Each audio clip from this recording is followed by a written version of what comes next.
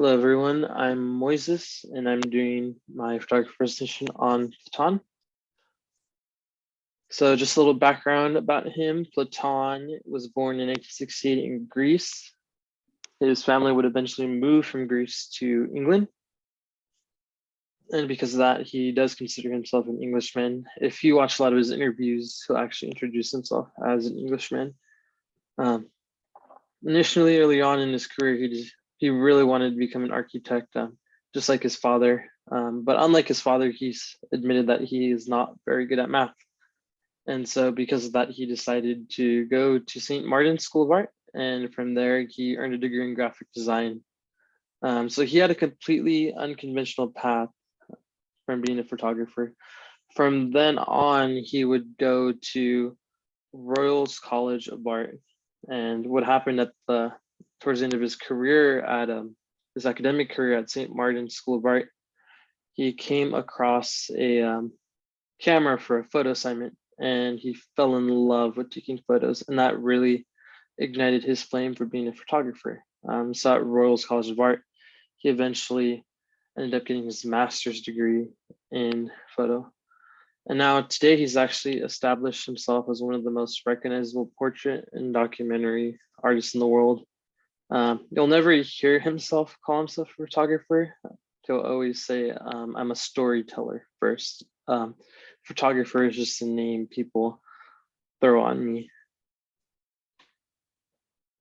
So as I mentioned before, while studying graphic design, he decided to pick up a camera for the first time and became hooked on photography.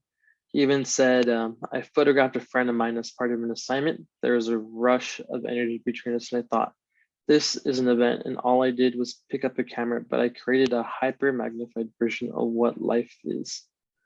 So after he graduated with his master's degree, he started working at British Vogue during college, and his first real breakthrough was an interview shoot that he had with JFK Jr. that JFK Jr. hired him to do. So basically what JFK did is that he gave Platon an envelope to pass on to the subject that he was photographing. And at this time, this was his breakthrough of, just US politics and celebrity culture that he would be known for. And so the note that JFK handed Platon to give to his subject was, I know you're being photographed by someone that you've never heard of. This has no experience in dealing with, they have no experience of dealing with someone of your stature, but he speaks the truth and he's here to capture you as a human being. If you value what I'm trying to do with this magazine, it would mean the world to us that you'd give this young man your time and sincerity. And so that's really where he got his start. And from there, that kind of propelled him into bigger publications like the New Yorker, where they eventually hired him as a staff photographer. And I want to go in and talk about some of his works real quick. And so some of his works that he's well known for, obviously photographing a lot of US presidents, being formerly employed by the New Yorker. He ran multiple projects, including one that we're going to talk about called The Promise. And one of the cool things about Platon is that he likes to shoot things in a studio, but he has been able to go around and just shoot on location from time to time. And the amazing thing about him is that he takes incredible photos in almost no time and almost little to no time. So for this photo right here of Edward Snowden, he actually went to Russia, where Edward Snowden is has political asylum in right now, and he walks into this apartment, blacked out curtains, and he had to wait for Edward Snowden to show up. So very, very interesting context that he's shooting in, very interesting places he's shooting in, and very unconventional for your average photographer. So here are some of his projects over the years that I was talking about. So there's Garage Revocation, Garage Deep Reading, China Through the Looking Glass, The Promise, the US Civil Rights Movement, which we're going to talk about shortly. And then, just Service, the US military that he did with the New Yorker, Power, World Leaders, Egypt, the Revolution, Russian Civil Society, Coming Home to Greece, which is like his first time back in Greece in a long time since he was a child. So just real quick, I wanted to break down some of these photos. So here he has a photo of Vladimir Putin. And when he's shooting this photo, he really wanted to get close to Putin because he said, nobody ever gets close to Putin. And so at this point, he's about 1 inch to 2 inches away from the face of Putin. And if you look closely, you could see kind of like the soft rim lighting and then a little vignette around the corners of the photo.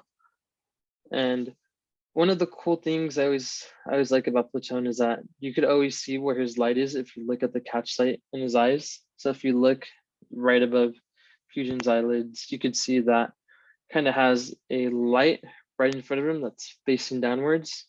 And that is what Platon is really known for, is these like soft looking portraits that are just so detailed. And while he's doing this, he's all shooting it on film actually, which is insane to me that he even develops it in his own studio.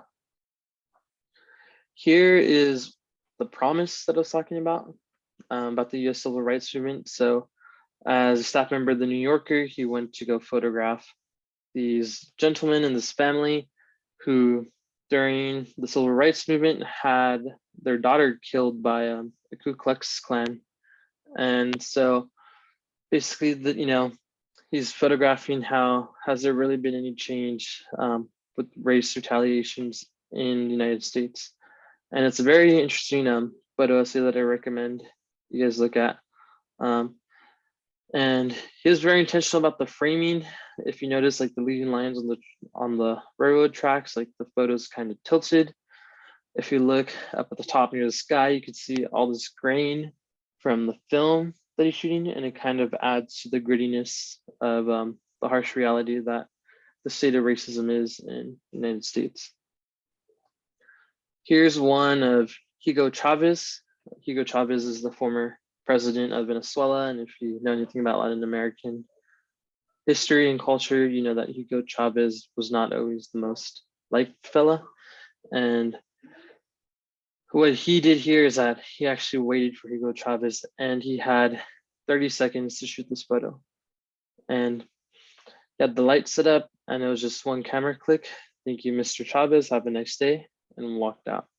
I'm pretty sure he had looks like it has a black backdrop, and he just had a light shining right in front of his face to get this photo. And we could see again, if we look at the nose, it's the same shadow that we see at the Putin photo. Here's another classic photo that he took. This is probably the photo that really helped kickstart his career. He had a photo shoot with Bill Clinton, and this at the time was when Bill Clinton just had the Monica Lewinsky scandal. And, they really just, the magazine cover was looking for just shoulder shot, headshot of Bill Clinton. And having Bill Clinton be his first president that he was shooting, he was like, I do not want to pass up on this opportunity. And so he asked Bill Clinton, show me some of that Clinton family charisma. And this is what Clinton did. He posed like this, and there's a lot of people started calling it the crotch shot because it looks like the tie is pointing to crotch. And Platon has come out and said, no, like this is just who Bill Clinton is. Like this is the charisma of who he is. And again, if you noticed, like the running theme in all his photos are these nice white lights in the background going off. And then it looks like he has a light going off in the back, and then probably another light in the front to light the subject, just frontal. And you can see the vignette around the corner of the edges.